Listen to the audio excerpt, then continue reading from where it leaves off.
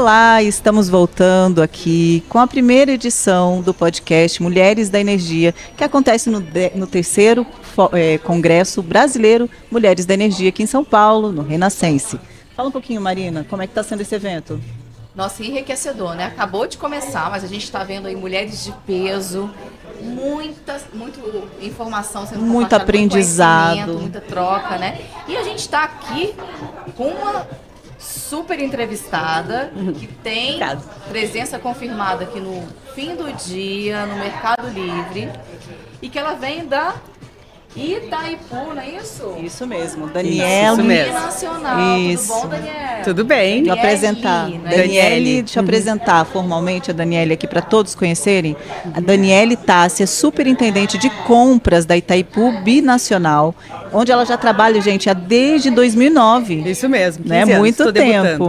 Formada em engenharia civil pelo UFPR, com pós-graduação em finanças e MBA em administração e negócios no setor elétrico. Olha aí, mais uma mulher de peso na área do setor elétrico, né?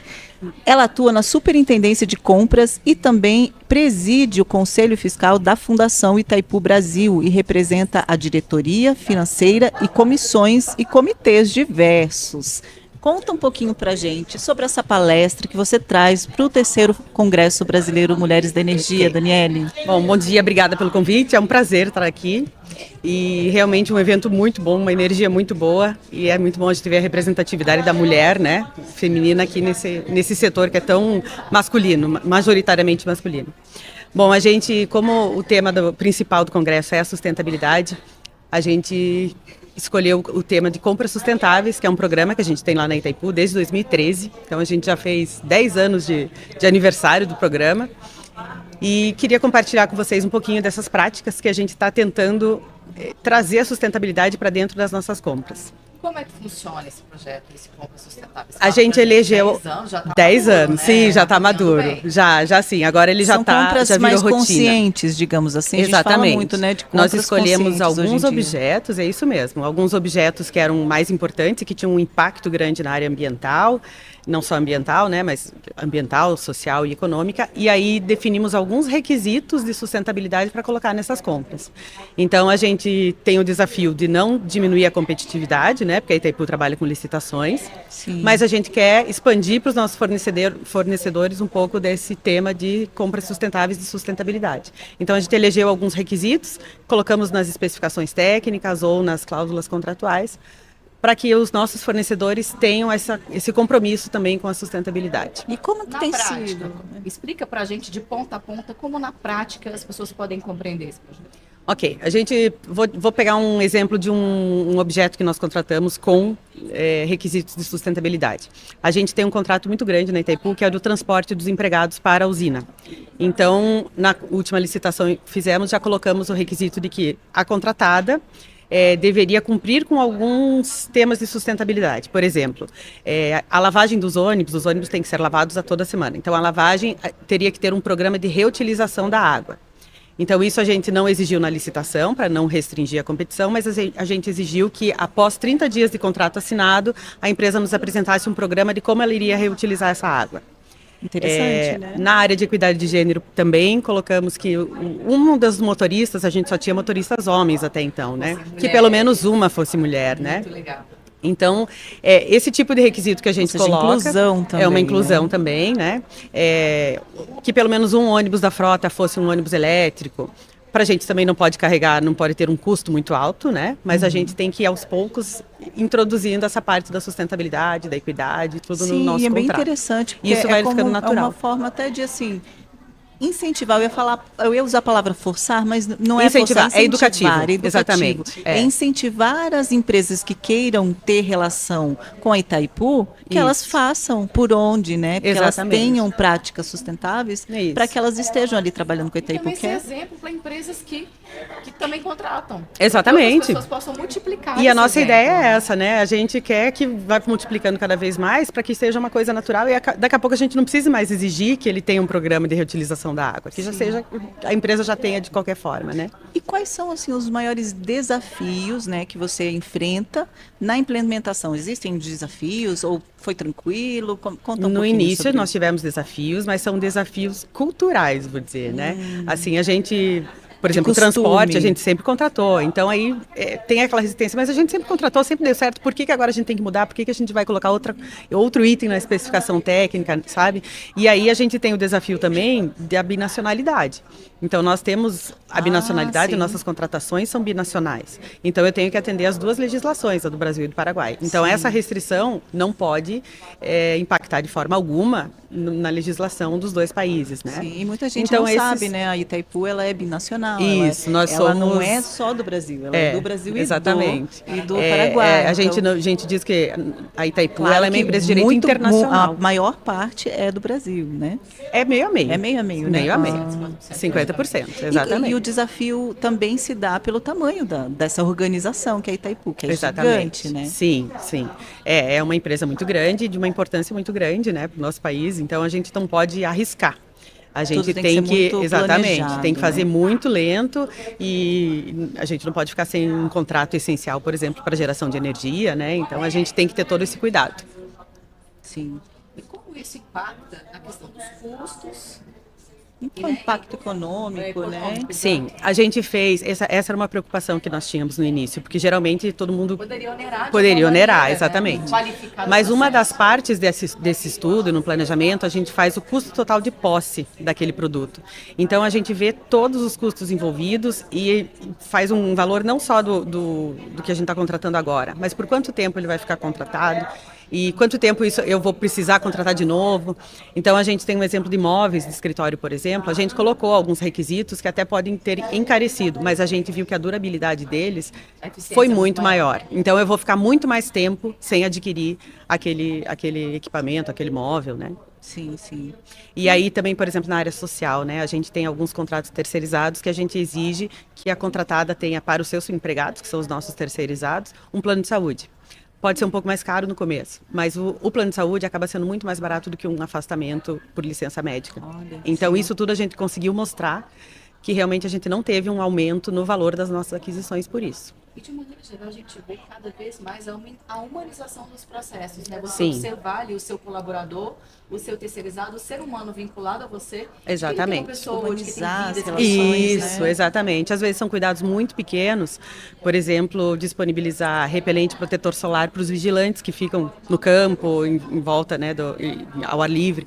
São coisas simples, mas que faz muita diferença para quem está trabalhando. mostra um olhar de Um cuidado, atenção. exatamente. É o de bem-estar, né? cuidado, Na verdade, é. o bem-estar do empregado que E quando a gente acaba refletindo. fala assim sobre sustentabilidade, a gente acaba parece que está tudo meio atrelado à inovação, né? Sim. E quando se fala de inovação, tecnologia. Como é que a tecnologia, né, o desenvolvimento da tecnologia, esse boom que a gente vive hoje das tecnologias cada vez mais aceleradas, Uhum. como que a tecnologia ela contribuiu também para essa mudança dentro do formato das compras Sim. da Itaipu Você na consegue questão ver algum sustentável? case de sucesso ali dentro? Tem relação a tecnologia também em relação a isso?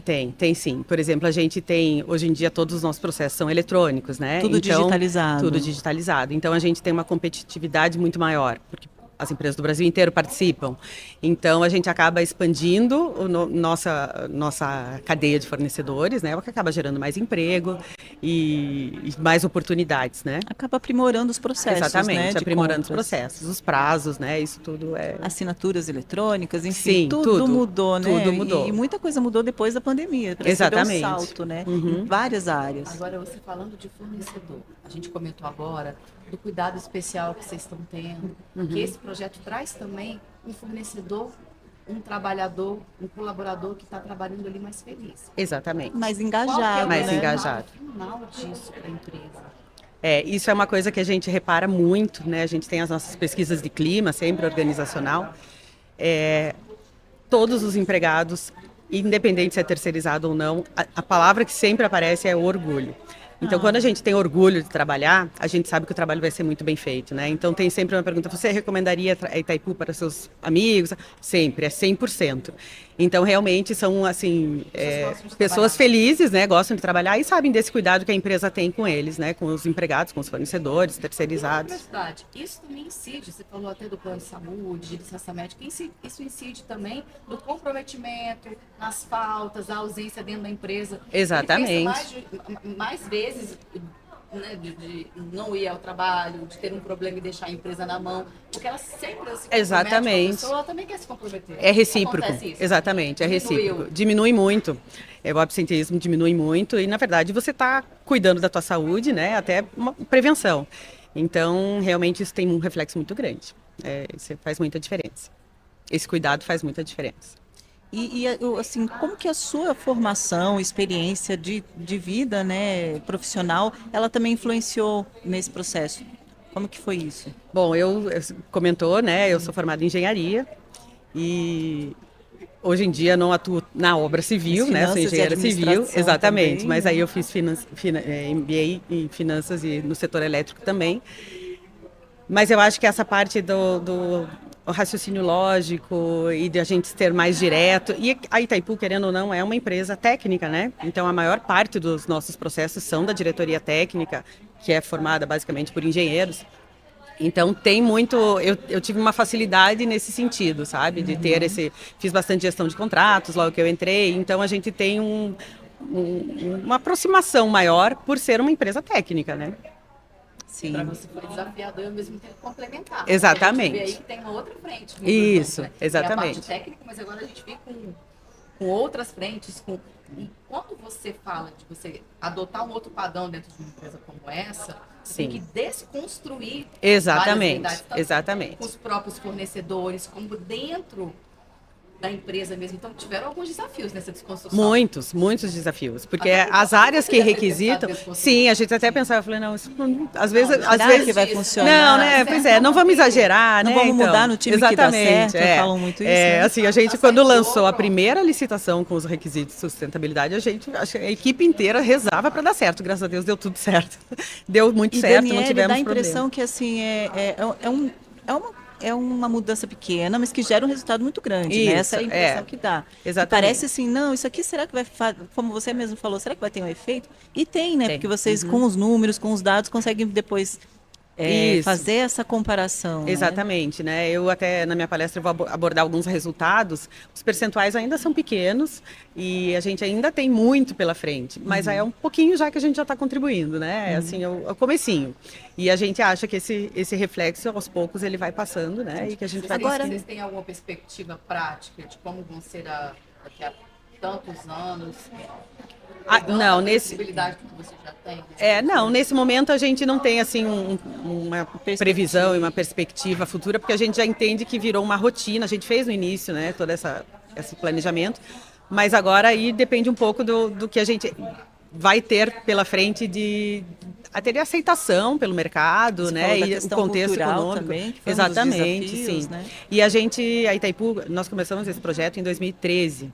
Então, foram aí já 10 anos, mas os primeiros 7 anos que foi a base... Vocês foram realmente precursores, Sim, né? fomos. E nós participamos... Não tinha. E nós participamos junto com a BNT a elaboração da norma ISO a 20400, que é de compras sustentáveis, que começou junto com o nosso programa. Então, a gente participou e conseguiu contribuir nisso. Mas o que eu ia comentar é que a gente tem um contexto do mercado também, né? Então a gente começou lá em 2013, aí a gente teve algumas alterações no meio do caminho, a gente tem diretrizes diferentes, a gente muda a gestão. Então isso tudo vai influenciando para que a gente vá adaptando o nosso programa. E aí agora a gente está reestruturando o comitê de compras sustentáveis para revisar a política, porque já 10 anos a gente acha que já tem muita coisa para melhorar. E aí começar a expandir um pouco mais. Agora, para fechar assim, esse nosso bate-papo, que a gente ficaria aqui horas conversando, porque realmente é curioso, a gente acaba fazendo outras perguntas. Enriquecedor. A gente aprende ouvindo e vai se interessando. É um novo mundo que a gente vai entrando aqui, né? Mas eu queria falar com você, assim, para a gente fechar, sobre a questão da mulher mesmo, lá na Itaipu. como é que é a equidade, como é que ela tá? Ok. Porque a gente sabe que a engenharia é uma área muito dominada ainda pelos homens. Sim. Deve ter sido um desafio para você na sua carreira. E como Quantos que você por vê cento de hoje? pessoas lá a gente tem na linha mulheres, Atualmente, a homens, gente tem 20% de mulheres mulheres. no quadro de empregados. E deve ser um número crescente já cada é algo vez, que né? se Sim, destaca, porque, de já, uma maneira geral, já é sim. mínimo, né? Porque a grande parte da Itaipu é da diretoria técnica, né? Então, a diretoria administrativa, geral, jurídica, o número de empregados é menor. Mas hoje em dia são 20%.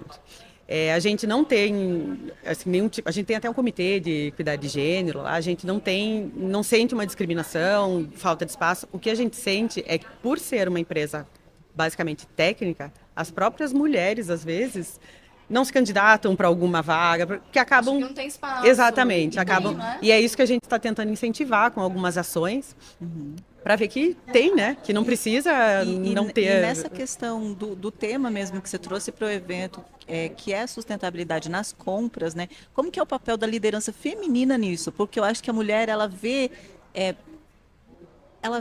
várias formas de se fazer a mesma coisa, né? A gente Sim. fala que a gente tem um dom de fazer as coisas Multifacetas. multifacetas, a gente Sim. faz mil coisas ao mesmo tempo, tem um olhar meio 360, né? Aham. Coisas que, assim, desculpa homens, mas vocês não têm tanto assim como a gente. É, Mesmo os isso é técnicos. uma habilidade que a gente tem também, até para Exato. convencê-los, né? É uma característica forte feminina Exatamente. e que eu acho que tem tudo a ver com esse tema que você trouxe, que é a sustentabilidade E nas compras. esse Compras Sustentáveis foi um projeto que a gente teve bastante patrocínio da diretoria e das superintendências todas. E a gente tem por exemplo, esse olhar em ambos os lados e ver várias coisas ao mesmo tempo, nos ajuda muito a convencer, por exemplo, o requisitante se ele não quer colocar algum requisito ali na compra ou não, né? Então, nessa parte do convencimento, eu acho que ajuda bastante. Essa nossa habilidade de entender os dois lados, conseguir seduzir o requisitante para, olha, vai dar certo, vai funcionar, vai ser bom para vocês. Então, eu acho que essa habilidade feminina ajudou muito. E você tem algum case dentro do projeto que trabalha com a questão feminina, como você citou, o próprio ônibus? Sim, a gente tem, por exemplo, do próprio ônibus, né? Inclusive a gente fez vestiário, que até foi comentado agora. Vestiário feminino nessa parte de transportes, a gente não tinha, na área técnica, agora a gente já tem. Então a gente já tem, assim, o nosso grande projeto hoje da Itaipu, a Itaipu está passando por uma atualização tecnológica de toda a usina. A gestora principal é uma mulher, então a gente está ocupando alguns espaços, não só pelo Compras Sustentáveis, né, que eu acho que também é uma ajuda, mas o Compras Sustentáveis acaba sendo mais para os fornecedores do que para a Itaipu, né, nessa parte da gente disseminar para lá. Mas tem vários cases dentro da Itaipu de muitas mulheres que estão ascendendo por isso. Uma particularidade interessante dentro dessa questão, falou de vestiário. Sabe algo que eu vejo muito, sobretudo em Brasília, que a gente empresas em que eles não colocam o homem para limpar o banheiro masculino e a mulher para limpar o banheiro feminino. Ah, sim. Aconteceu uma situação lá no Vision, que a minha filha estava tomando banho, por exemplo, e Aham. apareceu um homem para limpar o banheiro. Olha a situação constrangedora. E aí você vê que ainda se tem, sim. situações como essa.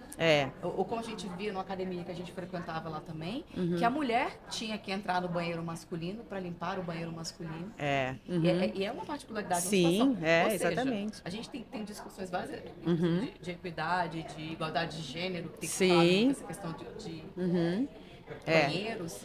Se pensar que a gente vive num país como o Brasil, Claro, plural, exatamente. e variado, e que a gente ainda encontra uns gargalos como Exatamente, esses. ainda tem, né?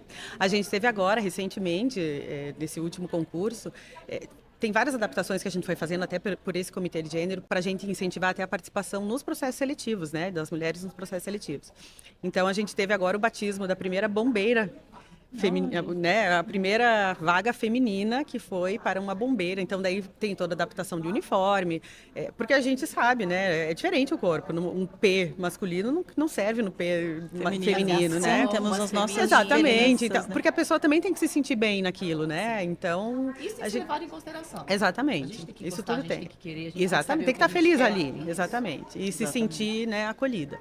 Nossa, Dani, parabéns. viu? Obrigada, Realmente, obrida. Você é inspiração. Obrigada. Com Obrigada. certeza, Obrigada parabéns por ter pelo trabalho, muito obrigada pela participação aqui no podcast. Eu que agradeço. E, Prazer. gente, continuem nos acompanhando e daqui a pouco a gente volta com mais uma entrevista.